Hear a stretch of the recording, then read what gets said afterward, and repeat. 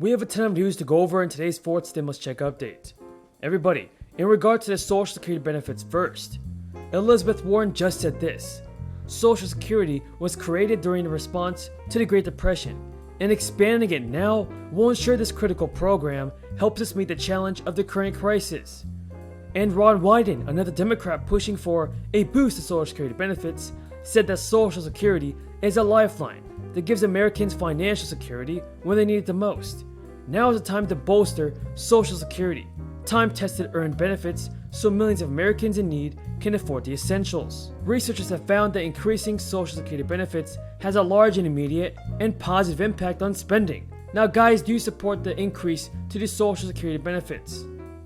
Tell me in the comments below. I want to take up where Mr. Doggett left off. First of all, I accept any compliment on behalf of the House Democrats.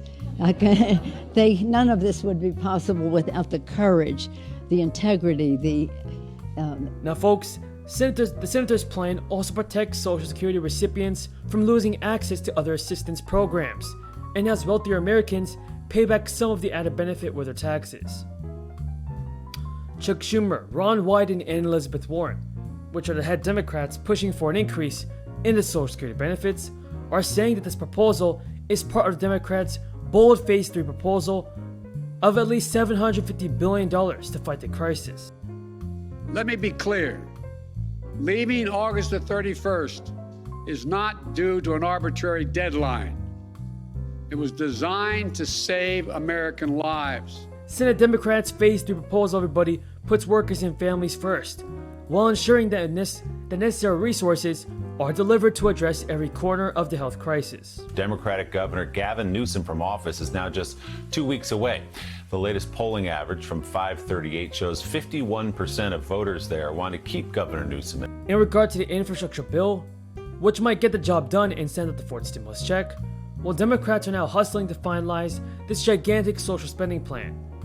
Speaker Pelosi has ordered committee leaders to battle it out with their Senate counterparts to resolve all major disputes this week. Now that cross-capital disagreement is only first of many headaches ahead of Democrats trying to muscle through the social spending measure in just a few weeks. The Weather Service issued a flood emergency in Manhattan, Brooklyn, Queens, the Bronx. Pelosi and Schumer see high-velocity multitasking as the only way to ensure the proposal moves alongside with the bipartisan Senate-passed infrastructure bill, which is set for a House vote in less than 4 weeks.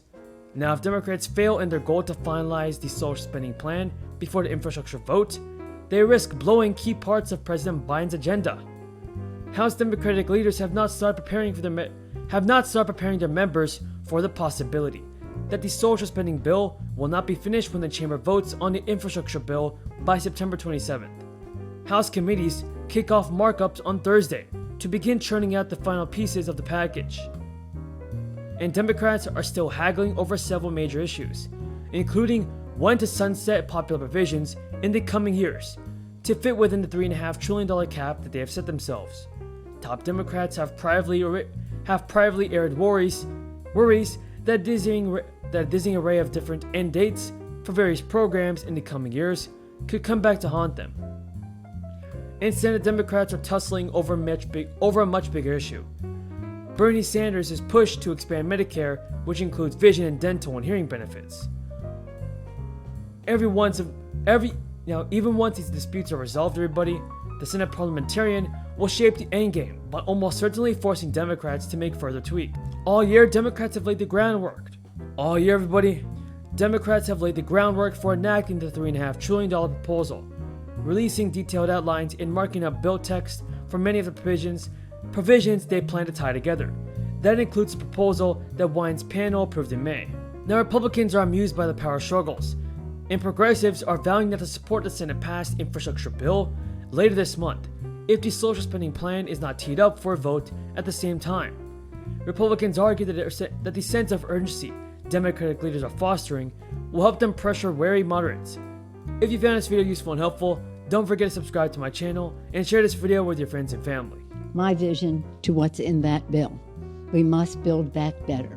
And what that entails, in addition to many of the health provisions, which I will return to, that Congressman Doggett has taken the lead on and mentioned here, That meant build back better by building back better with many more people participating in the economic prosperity of our country. I like to think of it as build back better with women, but women, minority, people of color, many new people into it. And many of the healthcare provisions are what are liberating for people to participate. If we can have family and medical leave, paid family and medical leave, if we can have what was mentioned about the home health care for our seniors, for people with disabilities, even for our children, that enables people to be able to be more free to be in the workplace. Child care, very liberating for mostly moms, but dads too, to be in the workplace. As was mentioned, universal pre-K, so important for the children. But also, children learning, parents earning. So it's all connected to building back better. And the list goes on, workforce development and the rest. One of the pillars of when we did the affordable health care, we thought we were establishing a pillar to Social Security, Medicare, Medicaid, and the Affordable Care Act. But we knew we could do better, and we did in the rescue package. And as the mayor indicated, many of the provisions in the rescue package, it was remarkable. The president came in, that bill went out there, was immediate and urgent. Vaccines in the arms, money in the pocket, children safely preparing for school, workers safely in the workplace. Money in people's pockets, very important. Does the administration believe the settlement gave sufficient justice to the victims of the opioid crisis? It's a great question, Josh. I want to speak to our team and see if we can get you a more specific comment on that. Go ahead. Thanks, Ms. Law. What avenues are available to you in the short term for reacting to this law? Because all the president was saying with directing the Gender Policy Council to do some things. What do you envision happening? Well, Steve, that's exactly what the president directed his team to look into, to be able to answer that question. Obviously, we're about 12 hours or less than that since this ruling. And what the president made clear in his statement this morning is that the impact of last night's decision should be immediate and requires an immediate process. So yes, he's asked the Gender Policy Council because he feels it's important for there to be a point of contact, or a point person, I should say, at a senior level in the White House. But most importantly, he's also directed them to work with the legal team here at the White House, the Department of Justice, the Department of Health and Human Services, to determine what, if any, steps can be taken here to protect a woman's right to choose and access to health care for women in Texas. Surprised by this ruling? We can never predict rulings, I will say, Steve. We certainly know the makeup of the court.